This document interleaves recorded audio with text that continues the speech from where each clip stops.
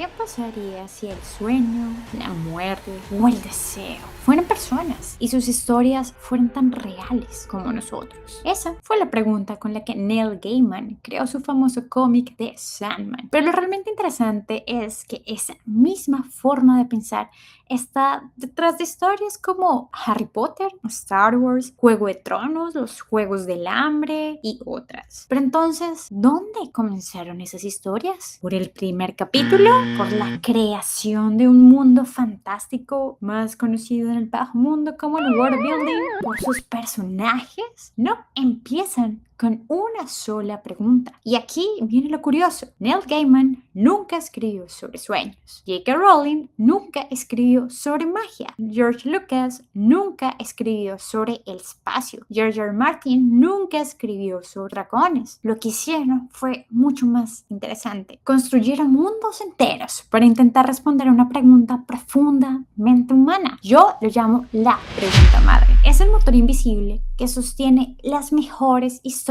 jamás contadas. Y una vez aprendes a verla, nunca vuelves a leer un libro, ver una película o una serie de la misma manera. Porque descubres que la magia, los dragones, las naves espaciales nunca fueron el verdadero punto. Solo eran la forma perfecta de explorar lo que significaba ser humano. ¿No me crees? Descubrámoslo en este video. Capítulo 1. Neil Gaiman. La nostalgia por la magia. Si tuviera que resumir la emoción que atraviesa la obra de Neil Gaiman, diría que es la nostalgia. Pero no una nostalgia por el pasado, sino por esa forma de mirar el mundo cuando todavía sentíamos que detrás de una puerta cualquiera podría existir otro universo. Y justamente ahí está la genialidad de Sandman. Gaiman toma conceptos que siempre han acompañado a la humanidad: el sueño, la muerte, el deseo, el destino, y les da un rostro. Lo interesante es descubrir que incluso ellos cambian, especialmente sueño. Al principio conocemos un Morfeo como un ser obsesionado con el orden, las reglas y la perfección. Un personaje que cree que cumplir con su deber es más importante que entender a quienes están a su alrededor. Pero poco a poco vemos algo inesperado. El Eterno empieza a volverse humano. Empieza a entender que cambiar no significa perder quién eres, significa tener la valentía de aceptar quién puedes llegar a ser. Y allí aparece la pregunta más poderosa de la obra: ¿qué pasaría si la muerte no fuera el villano de la historia? Porque Neil Gaiman hace algo brillante. Convierte la muerte en uno de los personajes más cálidos y humanos del universo. No. Continúa, por favor. Disculpen por el ruido. No es ruido, es Schubert. ¿Puedes seguir? Ya no. Él jamás la terminó. Solo tenemos un fragmento. Perdonen, me llamo Harry. Yo sé quién eres, Harry.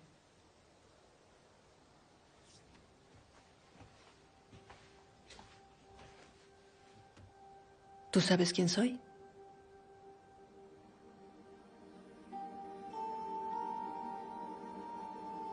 No. Aún no, por favor. Es hora.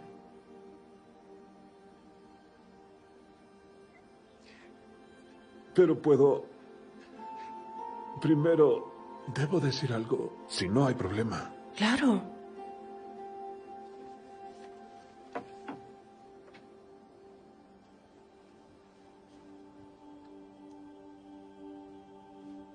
Shamat Israel. Adonai Eloheu, Adonai Echad. Escucha, oh Israel. El Señor es nuestro Dios. El Señor es uno.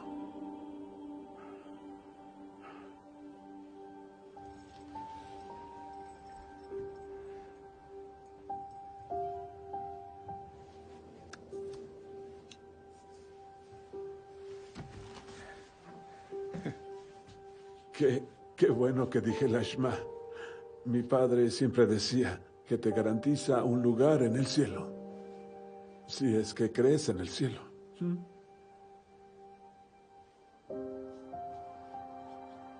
Ay, qué viejo me veo. Qué vacío.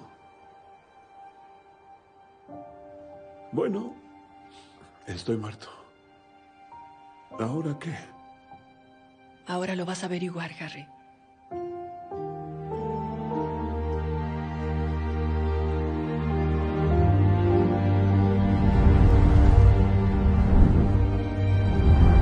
Nos recuerda que la muerte no es lo contrario de la vida, es lo que le da significado. Pero también nos hace otra pregunta. A veces la humanidad me pone a pensar.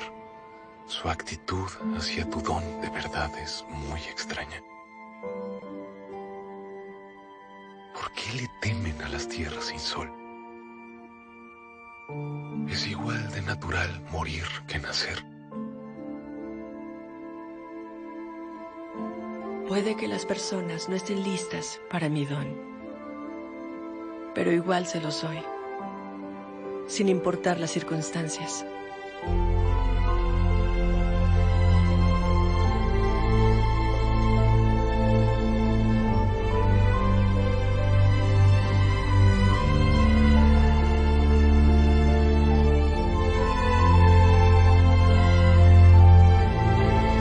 ¿Qué pasa cuando preferimos vivir en nuestros sueños que en nuestra propia realidad? Porque los sueños pueden ser un refugio, inspiración y esperanza, pero también pueden convertirse en la prisión si dejamos de vivir. Y quizás esa sea la verdadera magia de Sandman. No habla solamente de sueños, habla del cambio, de aceptar que incluso aquello que parece eterno puede transformarse, porque si hasta los eternos tienen que cambiar, ¿cómo podríamos nosotros esperar permanecer iguales? Capítulo 2. J.K. Rowling, la búsqueda de un lugar de pertenecer. En el caso de Rowling, la emoción dominante parece ser la necesidad de pertenecer. Harry no comienza como un héroe, comienza siendo un niño que vive bajo una escalera, convencido de que no encaja en ninguna parte. Y ahí está una de las grandes preguntas de la saga: ¿dónde está mi hogar? La magia no es realmente el corazón de la historia, es el lenguaje que Rowling utiliza para hablar de algo mucho más humano, la necesidad de encontrar un lugar donde podemos ser nosotros mismos. Y quizá por eso Howard se siente tan especial, porque más que una escuela de magia, representa ese lugar donde finalmente encuentras personas que te aceptan, una familia que eliges y la comunidad donde descubres que no estás solo. También nos pregunta qué hacemos con el dolor que nos toca vivir, porque Harry y Voldemort tienen algo en común. Ambos conocen la pérdida, la soledad y el rechazo. La diferencia está en la respuesta que eligen. Harry decide abrirse al amor, a la amistad y a la conexión con otros. Voldemort decide convertirse en alguien que no necesita a nadie, alguien que ve los vínculos humanos como una debilidad. Uno encuentra fuerza en su capacidad de amar, el otro construye un mundo frío, intentando escapar del miedo a perder. Siempre me he vanagloriado de mi habilidad para las frases. Las palabras son, en mi no tan humilde opinión, nuestra fuente más inagotable de magia. Capaces tanto de ocasionar dolor como de remediarlo.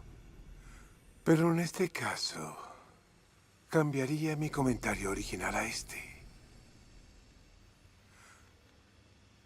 La ayuda siempre será brindada en Hogwarts a los que se la merecen.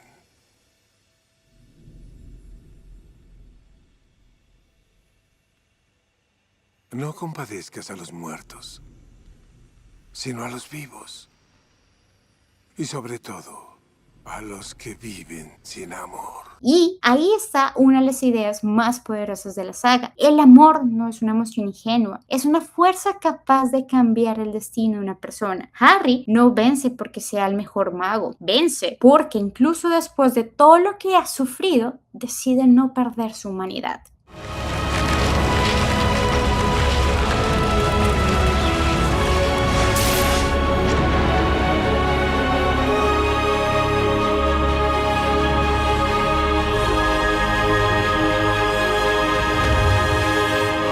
Capítulo 3. George Lucas, la batalla interior. Mucha gente piensa que Star Wars trata sobre una guerra galáctica, pero creo que la verdadera guerra de Star Wars ocurre en un lugar mucho más cercano, dentro de nosotros mismos. Porque Lucas no creó simplemente una galaxia llena de naves especiales y planetas desconocidos. Creó una mitología moderna. Tomó elementos de los grandes relatos de la humanidad, los mitos del héroe, las historias de los maestros y aprendices, las leyendas de la caída y la redención, y lo mezcló con conflictos muy reales: la guerra, el poder, la pérdida, la política. Y para garantizar la seguridad y una continua estabilidad, la República se va a reorganizar en el Imperio Galáctico más poderoso Así tendremos una sociedad más segura.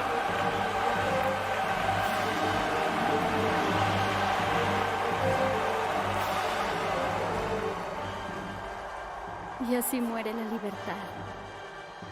Con un fuerte aplauso. Y la lucha de conservar la identidad. De hecho, Star Wars nace como una respuesta a un mundo marcado con conflictos reales, por una época donde existía una sensación de desencanto y miedo hacia los grandes poderes. Pero George Lucas no responde con cinismo, responde con esperanza, porque incluso en una galaxia dominada por el conflicto, todavía existe la posibilidad de elegir algo diferente. La fuerza nunca fue solamente un poder, es una representación de todo aquello que ocurre dentro de nosotros, el miedo que ocurre a convertirse en ira, la ira que puede convertirse en odio, pero también la compasión, la conexión y la esperanza. Oh, no. Ya nunca podremos sacarla. ¿Tanta certeza tienes? Nunca se puede, es lo que siempre dices. Lo que te digo no escuchas. Maestro, mover rocas es una cosa, esto es totalmente diferente. No, diferente no, tan solo en tu mente lo es. Debes desaprender lo que has aprendido. Está bien, lo intentaré. No, no intentos. Hazlo. O déjalo. No hay intentos.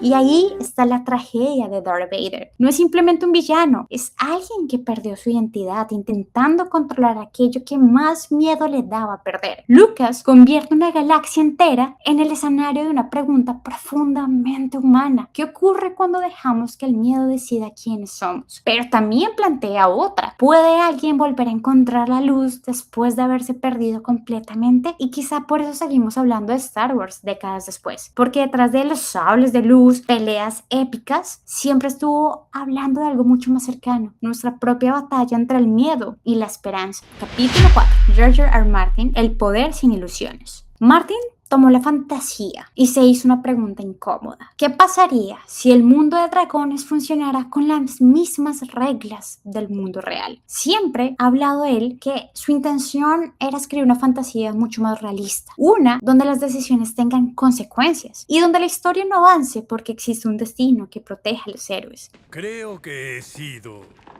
descuidado en mis deberes. Le he dado comida, vino, música, pero no le he mostrado la hospitalidad que se merece. Mi rey se ha casado y le debo a mi nueva reina su regalo de bodas.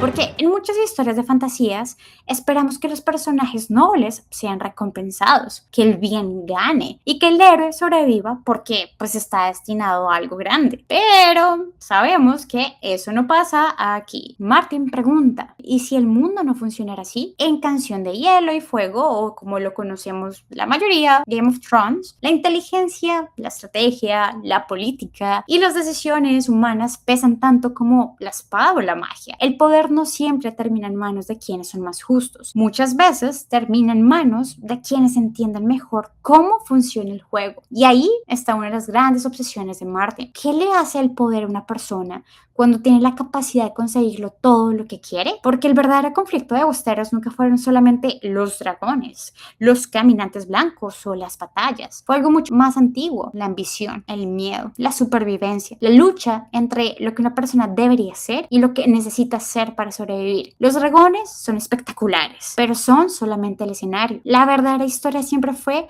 seres humanos intentando ganar un juego donde muchas veces ganar también significa perder una parte de ti mismo. Capítulo 5.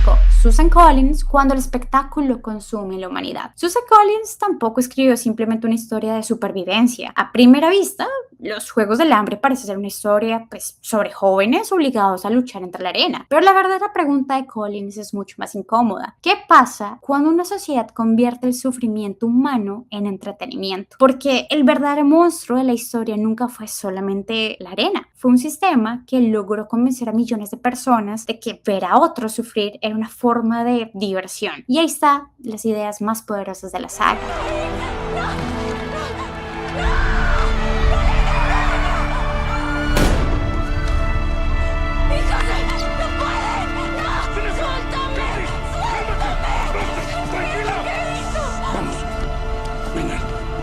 Cierra la boca. No puedo creerlo.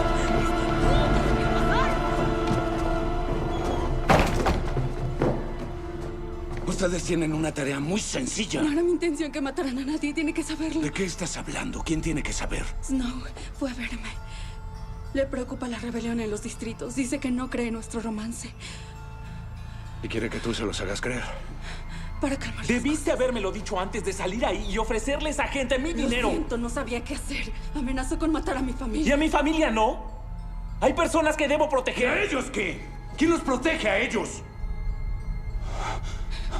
Katniss, ¿cómo se te ocurre? Estaba pensando en Rook. Haymitch, te lo suplico, ayúdame a resistir este viaje. Por favor, ayúdame a resistir. ¿Este viaje? ¡Despierta! Este viaje no termina cuando regresen a casa. Jamás bajarán de este tren. Ahora ustedes son mentores.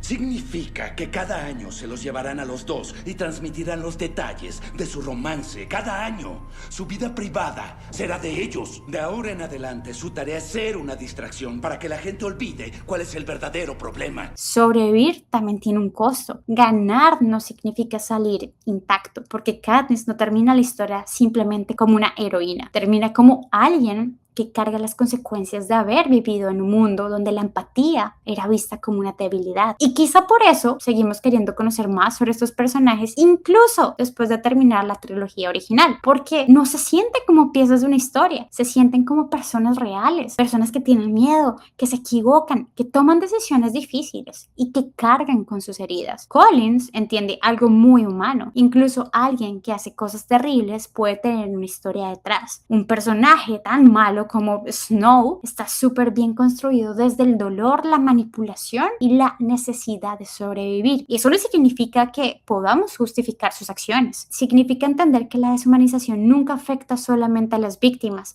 también destruye a quienes forman parte de ella. Porque un mundo sin empatía puede parecer poderoso, pero al final termina cobrando un precio a todos. Y esa es la pregunta central de Collins. ¿Cómo conservamos nuestra humanidad cuando el mundo que nos rodea parece pedir que la abandonemos?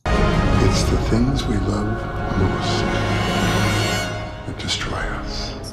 Y eso es justamente lo que tienen en común todas estas historias. No empezaron con un mapa, ni con un sistema de magia, ni con un villano increíble. Empezaron con una pregunta tan poderosa que necesitó un universo entero para intentar responderla. Quizá por eso seguíamos leyendo estas historias décadas después, porque aunque cambien los dragones por naves espaciales o por hechizos, las preguntas siguen siendo las mismas. Nunca hablaron de magia, siempre estuvieron hablando de nosotros. Si disfrutas entender por qué algunas historias se quedan contigo para siempre y otras se olvidan al terminar los créditos, este canal es para ti. Y sí, hablamos de humanidad bien contada. Nos vemos en el siguiente análisis. Pluma y portal fuera.